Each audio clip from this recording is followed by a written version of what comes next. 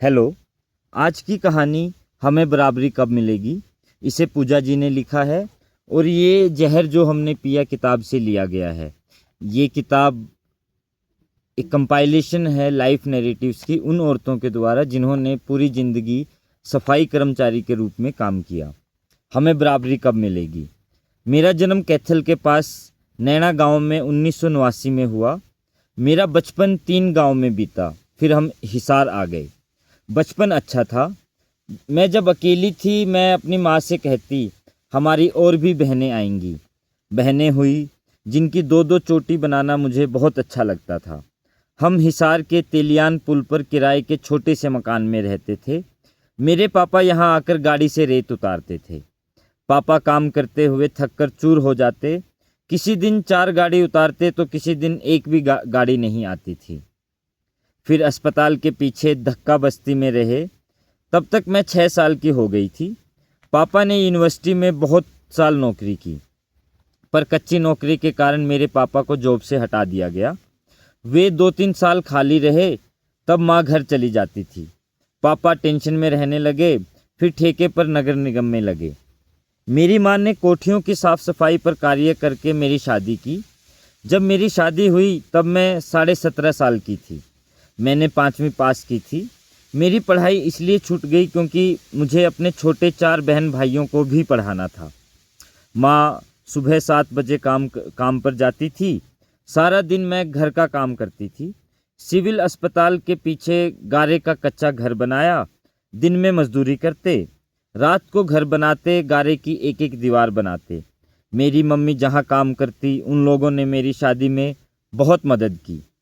आगे अच्छा परिवार भी मिला, पर शादी हुई तो मुझे पता चला कि पति डेली वेजेस पर काम करते हैं। 2014 में निगम पर कच्चे कर्मचारी के तौर पर लगी। 4 लड़कियां और 1 बेटा हुआ। बच्चे प्राइवेट स्कूल में जाते हैं। सरकारी स्कूल में न भेजने का कारण है कि बच्चे बहुत छोटे हैं। सरकारी स्कूल कई किलोमीटर दूर भी है। एक बेटी की मृत्यु पेट में ही हो गई थी। खलता था, बेटा नहीं हुआ है। मेरे ससुर फैक्ट्री में थे, सास सफाई कर्मचारी थी। मेरे पति पढ़ाई व खेल में बहुत होशियार थे। नौकरी कच्ची है। घर में बड़े काम हो तो कर्जा भी लेना पड़ता है।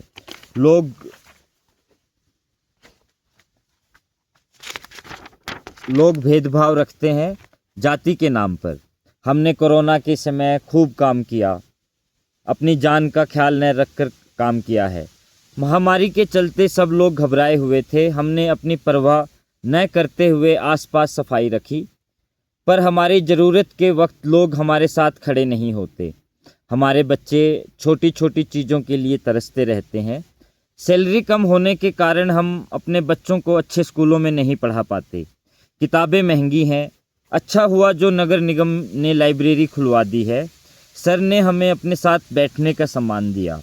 मेरी सहेली का बेटा खेल में अच्छा था और वह आगे बढ़ना चाहता था, परंतु हमारी नीची जाति होने के कारण उसे पीछे धकेल दिया गया। वह खेलों में आगे नहीं बढ़ सका। एक सवाल पूछना चाहती हूँ कि समाज में हमारी जातियों को इतना विरोध क्यों सहना पड़ता है। जितना काम बड़ी जाति करती है उससे ज़्यादा हम करते हैं, फिर भी बड़ी जातियों को ज़्यादा सम्मान दिया जाता है। वाल्मीकि समाज को सम्मान क्यों नहीं दिया जाता। उन्हें बड़ी जाति से कम क्यों माना जाता है। स्कूलों में हमारे बच्चों के साथ इतना भेदभाव क्यों किया जाता है। वाल्मीकि समाज भी आगे बढ़ना चाहता है।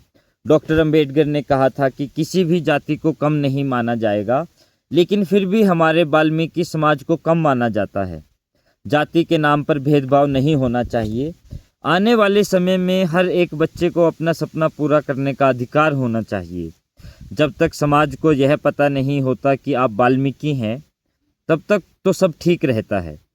ये मालूम होते कि आप गरीब या पिछड़े समाज से हैं, उनकी सोच बदल जाती है।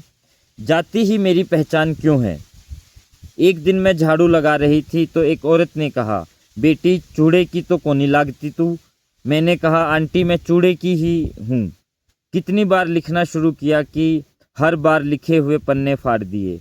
हर दफ़ा लगता है बहुत सी बातें छूटी जा रही हैं। Thank you so much.